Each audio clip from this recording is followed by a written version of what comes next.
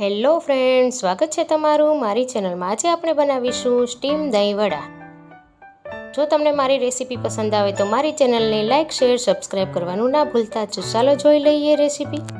લીધા છે 3 વાટકી અડદની દાળ, 1 વાટકી મગની દાળ અને 1 વાટકી ચોખા, જેને આપણે અલગ અલગ પલાળી દઈશું।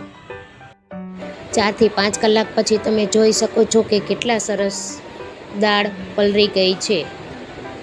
મગની દાળ અને ચોખા આ બધું હવે આપણે પીસી લઈશું। એક મિક્સર જારમાં થોડું થોડું કરીને આપણે બધું પીસી લેવાનું છે। હવે આપણે તેને પીસી લઈશું, વધારે પાણી ઉમેરવાનું નથી। તમે જોઈ શકો છો કેટલું સરસ કરકરું પીસાઈ ગયું છે। આવી રીતે આપણે બાકીના દાળ ચોખા પીસી લઈશું।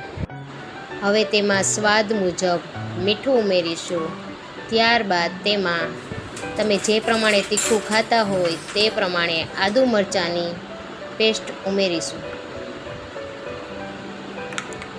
હવે આ બધું સારી રીતે હાથેથી ફેટી લઈશું, જેથી તેમાં હવાના કણ ભરાઈ જાય અને આપણે સોડા કે ઈનો ઉમેરવાની જરૂરત ના રહે।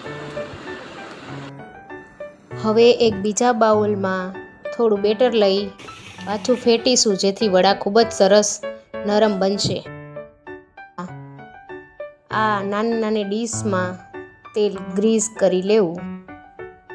ત્યારબાદ તેમાં થોડું થોડું બેટર આ રીતે વડાની જેમ મૂકી દેવું। પછી આ ડીશને ઢોકળિયામાં મૂકી દેવી।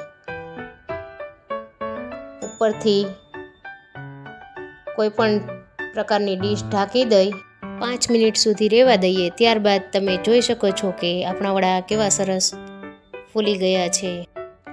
હવે થોડું ઠંડુ થાય એટલે આપણે એક ચમચીની મદદથી આ વડાને બહાર કાઢી લઈશું। બીજો બેચ પણ તૈયાર કરી લઈશું। પાછું થોડું થોડું વડાનું ખીરું રાખીને આપણે તેને સ્ટીમ કરવા માટે મૂકી દઈશું।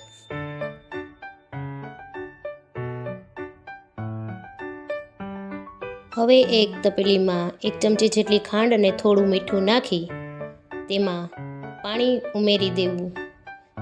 ત્યારબાદ તેમાં થોડું હલાવી બનાવેલા વડા 2 થી 3 મિનિટ સુધી।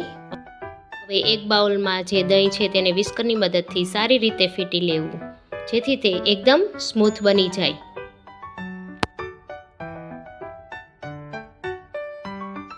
હવે પાણીમાં રાખેલા વડાને 2 હથેળીની વચ્ચે રાખી થોડું પાણી નિતારી સાઈડમાં એક ડીશમાં કાઢી લેવા। સર્વિંગ માટે વડા, સિંધવ મીઠું, લાલ મરચું પાવડર, ખાંડનો પાવડર, દહીં, ધાણા ભાજી, સેવ, લીલી ચટણી, ખજૂર આંબલીની મીઠી ચટણી અને શેકેલ જીરું આ બધું લઈ એક સર્વિંગ પ્લેટ લઈ તેમાં વડા ધીમે ધીમે ગોઠવી દેવા।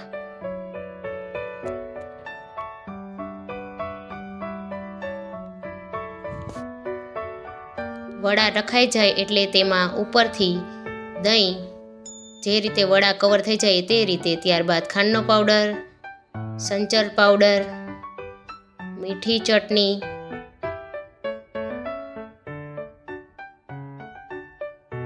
હવે લીલી ચટણી, ત્યારબાદ તેમાં શેકેલ જીરું, લાલ મરચું પાવડર, થોડી સેવ અને છેલ્લે ધાણા ભાજી નાખી ઠંડુ ઠંડુ એકદમ સર્વ કરવું।